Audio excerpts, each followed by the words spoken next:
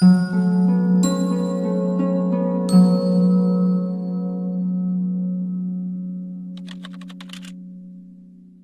నేను ప్రశ్న వేస్తాను, విన్నవాళ్ళు చెప్పకూడదు, మీరు ప్రయత్నం చేయండి.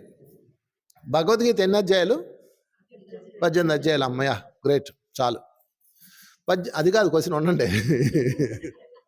18 అధ్యాయాలు భగవద్గీత చదవడానికి చెప్పడానికి ఎంత టైం పట్టింది? ఒక్కో అధ్యాయానికి గంట వేద్దామా? గంట అంటే 18 గంటలు పట్టుద్ది. 18 అధ్యాయాలు నెమ్మదిగా చదువుకుంటూ వెళ్తూ దాన్ని వివరిస్తూ వెళ్తానికి 18 గంటలు పడుతుంది. ఓకే, వీళ్ళిద్దరు ఎక్కడ చెప్పుకుంటున్నారు? ఇది యుద్ధరంగంలో. అంటే యుద్ధం జరుగుతున్న టైంలో, అయ్యా మేము ఒకసారి బలాబలాలు చూసుకుంటామంటే వెళ్ళండి అంటారు. అనగానే కృష్ణుడు అర్జునుడు వచ్చారు, బలాబలాలు చూసుకున్నారు. 5 నిమిషాలు 10 నిమిషాలు టైం ఇస్తారు, అంతేనా? ఇంకెక్కువ ఇస్తారా? యుద్ధం స్టార్ట్ అయింది ఉదయం 10 గంటలకు, అందరు టిఫిన్లు చేసి వచ్చారు కొట్టుకోవడానికి. అటు బ్యాచ్ ఇటు బ్యాచ్ ఉన్నారు. వాళ్ళ బలాలు చూసుకోవడానికి వీళ్ళ బలాలు చూసుకోవడానికి వాళ్ళు వెళ్తారు. అది ఎప్పుడు ఏ యుద్ధంలో అయినా అంతే. బాహుబలి సినిమాలో చూడలేదా? వీళ్ళు కూడా వెళ్తారు కదా. అలాగా వెళ్ళినప్పుడు ఆడు అంటాడు కదా, ఏదో డైలాగ్ వేస్తాడు, బూతులు తిడతాడు వాళ్ళని, వాళ్ళ అమ్మని తిడతాడు కదా, అందుకు కోపం వచ్చి వెనక్కి వస్తాడు. అలాగే వెళ్తారు. ఈ వెళ్ళినప్పుడు కృష్ణుడు అంటాడు, బాగుగా చూడు అంటాడు, బాగా చూడు అంటాడు. చూస్తాడు. అప్పుడు అర్జునుడికి విషాదం వస్తుంది. అయ్యో ఎవరిని చంపబోతున్నా, మా తాతగారిన ఎవరిని చంపబోతున్నా ఇదా అని బాధపడతాడు. అప్పుడు కృష్ణుడు 18 అధ్యాయాలు చెప్తాడు. క్లియర్? 18 అధ్యాయాలు చెప్పడానికి ఎంత టైం పట్టింది అనుకున్నావు? 18 గంటలు. వీళ్ళు ఊరుకుంటారండి? 18 గంటలు మీరు మాట్లాడుకుంటుంటే మేమేం చేయాలి రేడా? ఏంది మీకు గోలేంది అంటారా అనరా? మాట్లాడుకున్న సార్లు రండి అంటారా అనరా? మరి 18 గంటలంటే ఆల్మోస్ట్ ఉదయం 10 అంటే ఎంత అవుతుంది? రోజున్నర దాటిపోద్ది. రాత్రి రెండో రోజు తెల్లారిపోద్ది. వీళ్ళందరూ ఇలా కూర్చుంటారు, అలా అప్పుడు అయిపోద్దని మొత్తం చెప్పండి. మరి 18 అధ్యాయాలు ఎలా చెప్పాడు? ఇది రహస్యం. శ్లోకంతో చెప్పాడా? ఇంకా 20 గంటలు పట్టుద్ది.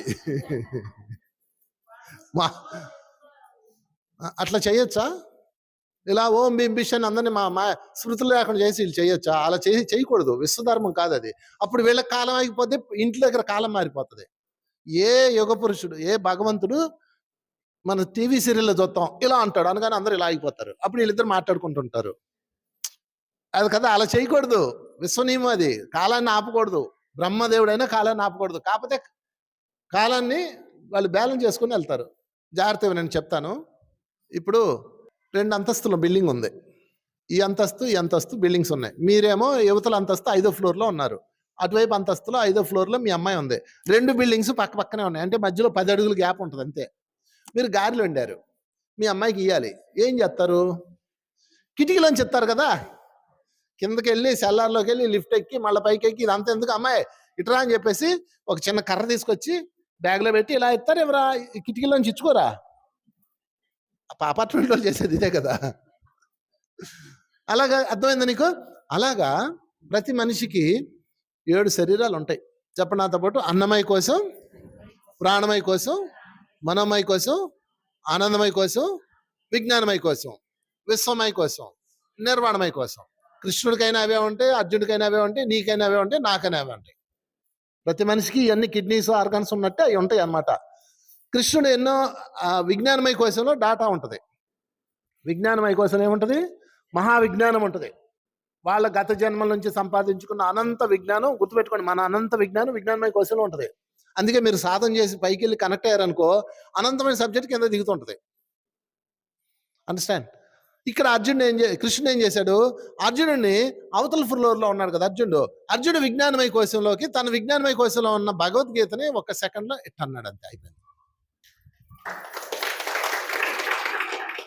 అర్థమైందా?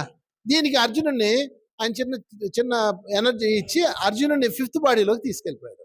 అర్జునుడిని 5వ కోశంలోకి తీసుకెళ్ళి తన ఎనర్జీని ట్రాన్స్ఫర్ చేశాడు. అన్నమయ కోశం, ప్రాణమయ కోశం, మనోమయ కోశంలోనే కాలం ఉంటుంది. ఈ 2 దాటితే కాలం ఉండదు. కాలాతీతం అది.